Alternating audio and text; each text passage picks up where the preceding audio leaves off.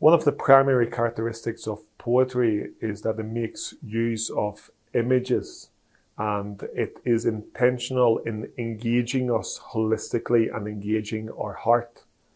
And so poetry does not say that we're protected by the Lord just in a general abstract sense. Poetry will offer an image. We're under the Lord's wings. We're in His hand. He holds us close. And so these images are able to not just make contact with us from an intellectual perspective, but they also engage our heart and they engage our emotions.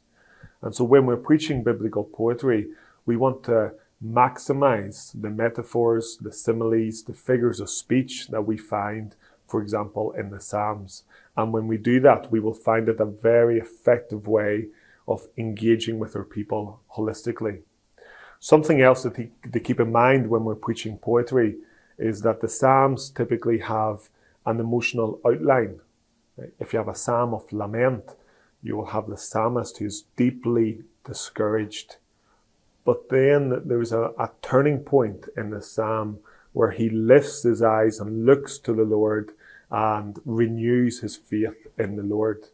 And I would suggest that when we're preaching poetry, the structure of the sermon should replicate the emotional outline of the psalm, again leading our people in this emotional journey.